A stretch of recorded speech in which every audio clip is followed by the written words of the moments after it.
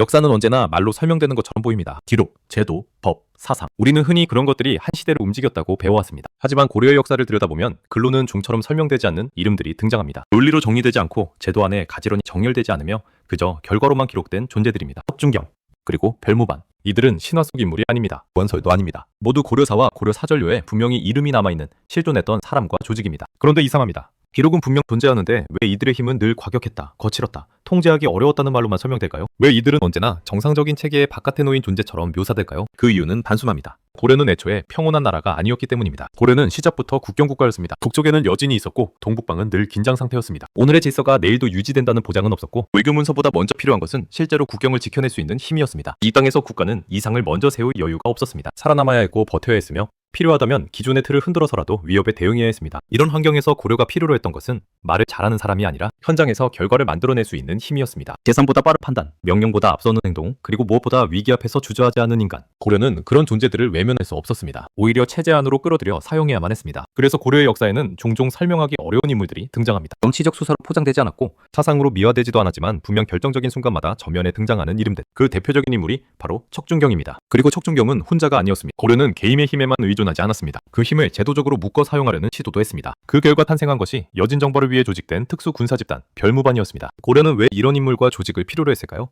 이 힘은 고려를 지켜낸 구원자였을까요? 아니면 훗날 체제를 뒤흔들 씨앗이었을까요?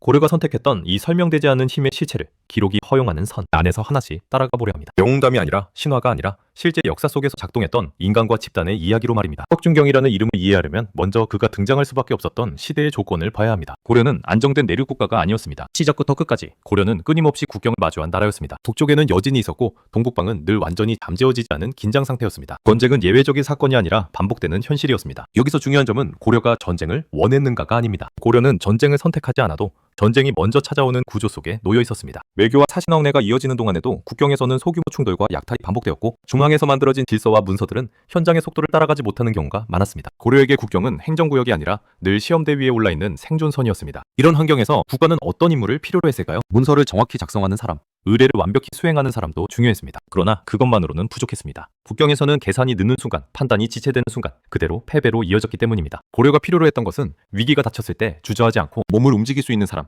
명령을 기다리기보다 상황을 먼저 읽는 인간이었습니다. 이 점에서 고려의 군사 운영은 상당히 현실적이었습니다. 이상적인 군사 모델보다 실제로 작동하는 방식을 택했습니다. 체계가 완벽하지 않아도 결과를 만들어낼 수 있다면 그 힘을 활용했습니다. 그래서 고려 사회에서는 종종 문벌이나 가문보다 전장에서의 성과가 먼저 기록되는 인물들이 등장합니다. 혁준경 역시 그런 흐름 속에서 떠오른 인물입니다. 혁준경은 처음부터 중심에 있었던 존재가 아닙니다. 그는 정치 이론으로 주목받은 인물도 아니었고 문장으로 시대를 설득한 인물도 아니었습니다. 그의 이름이 기록에 남은 이유는 단 하나입니다. 필요한 순간에 필요한 역할을 수행했기 때문입니다. 고려사는 그의 사상을 길게 설명하지 않습니다. 대신 그가 어떤 국면에서 어떤 역할을 맡았는지를 짧고 건조하게 적어내려갑니다. 이것은 우연이 아닙니다. 기록의 방식 자체가 그 인물의 성격을 말해주고 있는 것입니다. 여기서 우리는 중요한 사실 하나를 마주하게 됩니다. 고려는 이런 인물들을 두려워하지 않았다는 점입니다. 적어도 이 시기까지는 그렇습니다. 고려는 현장에서 작동하는 힘을 체제의 바깥으로 밀어내기보다 안으로 끌어들여 사용하려 했습니다. 혁준경이 배제되지 않고 계속 기록 속에 등장한다는 사실 자체가 그가 단순한 위험 요소가 아니었음을 보여줍니다. 하지만 동시에 이런 힘은 언제나 불안정합니다. 계산되지 않은 판단, 빠른 행동, 결과 중심의 평가. 이 모든 것은 위기 속에서는 강점이지만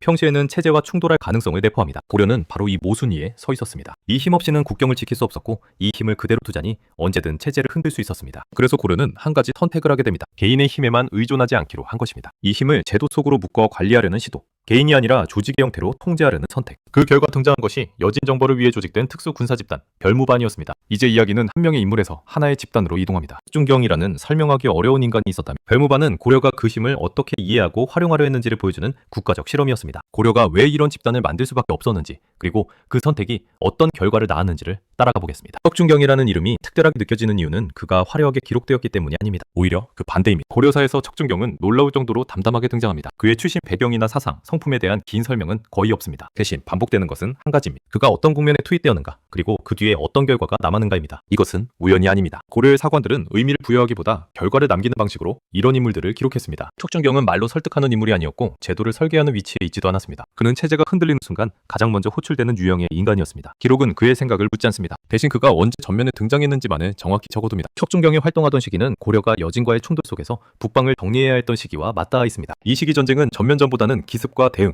국지적 충돌이 반복되는 형태였습니다. 이런 상황에서 필요한 것은 정교한 전략 문서보다 현장을 읽고 즉각 반응할 수 있는 판단력이었습니다. 척준경은 바로 이 조건에 부합하는 인물이었습니다. 중요한 점은 척준경이 기존 질서를 파괴하며 등장한 인물 아니라는 사실입니다. 그는 처음부터 체제의 적이 아니었습니다. 고려는 그를 배제하지 않았고 오히려 필요한 자리마다 계속 투입했습니다. 이는 고려가 당시까지는 이런 유형의 무신을 위험 요소가 아니라 필요한 자원으로 인식하고 있었음을 보여줍니다. 척준경의 이름이 반복해서 기록된다는 사실 자체가 그가 일회성 인물이 아니었음을 말해줍니다. 그러나 동시에 이런 인물은 언제나 체제 내부에 긴장을 만들어냅니다. 척준경의 힘은 제도 안에서 완전히 설명되지 않았고 문서로 관리되지도 않았습니다. 그는 규범의 결과물이 아니라 상황이 만들어낸 산물이었습니다. 이런 존재는 위기 속에서는 필수적이지만 안정된 체제 속에서는 늘 불편한 질문을 던집니다. 이 힘은 어디까지 허용되어야 하는가? 고려사의 건조한 서술은 바로 이 지점을 암시합니다. 척준경은 찬양되지도 적극적으로 비판되지도 않습니다. 그저 필요한 순간에 등장해 역할을 수행하고 다시 기록 속으로 사라집니다. 이것은 영웅서사가 아닙니다. 오히려 국가가 한 인간을 어떻게 도구처럼 사용했는지를 보여주는 냉정한 기록 방식입니다. 그리고 바로 여기에서 한계가 드러납니다. 개인의 힘은 분명 강력했지만 그것은 언제나 불안정했습니다. 특정 인물에게 과도하게 의존하는 구조는 지속될 수 없었습니다. 고려는 이 사실을 너무나 잘 알고 있었습니다. 그래서 선택한 것이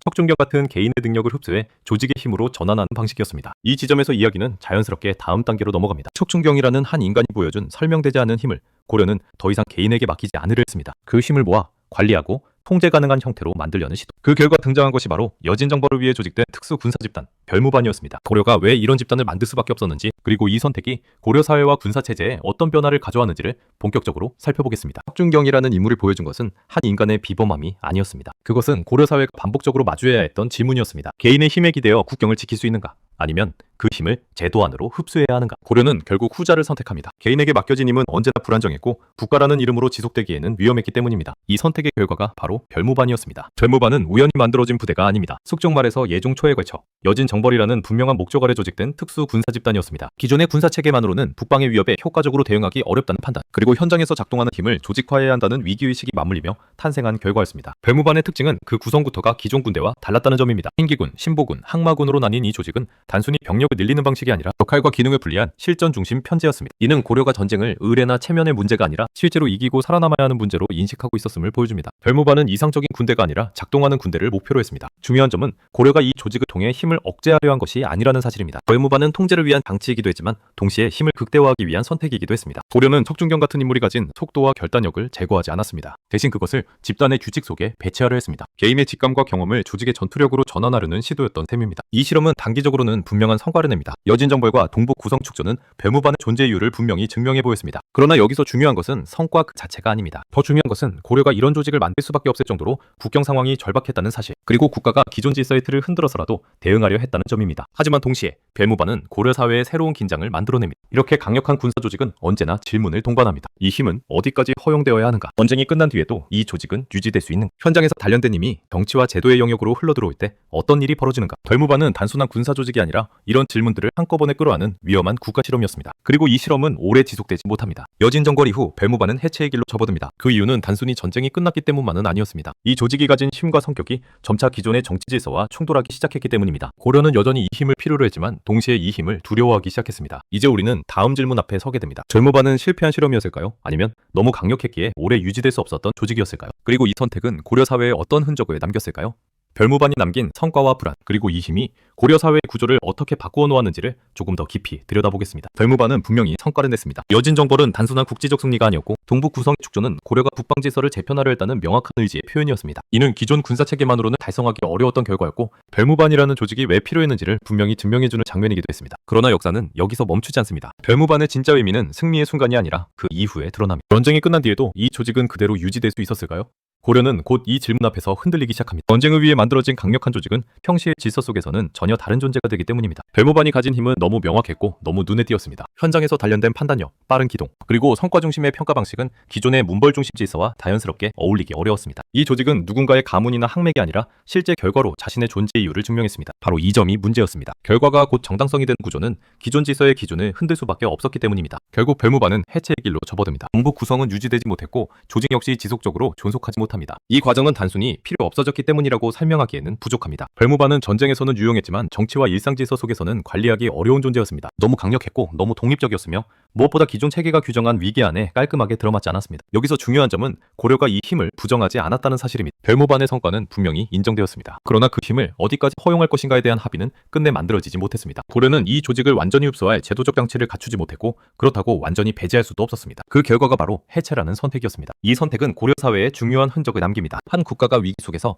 얼마나 과감한 실험을 할 수 있는지 그리고 그 실험이 평시의 질서 속에서 얼마나 쉽게 불안 요소로 전환되는지를 보여준 사례였기 때문입니다. 별무반은 실패한 조직이기보다 너무 앞서 있었던 조직에 가까웠습니다. 그 힘을 담아낼 그릇이 당시의 정치 구조에는 아직 준비되어 있지 않았던 것입니다. 그리고 바로 여기에서 다음 이야기가 시작됩니다. 별무반은 해체되었지만 그 과정에서 길러진 힘과 경험 그리고 성과로 자신을 증명하는 방식은 사라지지 않았습니다. 개인과 집단의 형태로 흩어졌을 뿐 고려 사회 곳곳에 남아 축적됩니다. 이제 질문은 이렇게 바뀝니다. 이 힘은 다시 어디로 흘러갔을까요? 그리고 이 힘을 제도 안에 담지 못한 사회는 결국 어떤 선택을 하게 되었을까요? 별무반 이후에도 사라지지 않았던 이 힘이 고려 사회 내부에서 어떻게 쌓여갔는지 그리고 그것이 훗날 어떤 폭발로 이어졌는지를 마주하게 됩니다. 이는 더 이상 국경의 이야기가 아니라 고려 정치 한복판의 이야기입니다. 척중경과 별무반의 이름은 여기까지입니다. 지금까지 우리는 이들이 왜 등장할 수밖에 없었는지 그리고 고려가 왜 이런 힘을 필요로 했는지만을 따라왔습니다. 하지만 아직 가장 중요한 이야기는 하지 않았습니다. 척중경이 전장에서 실제로 무엇을 했는지 별무반이 어떤 방식으로 싸웠는지 그리고 그 힘이 왜 주변 세력에게 두려움의 대상이 되었는지는 아직 한 번도 보여주지 않았습니다. 이유는 분명합니다. 그 이야기는 설명의 영역이 아니라 전투의 영역이기 때문입니다. 고려의 북방전쟁은 문서로 정리된 전면전이 아니었습니다. 기습, 추격, 산악전,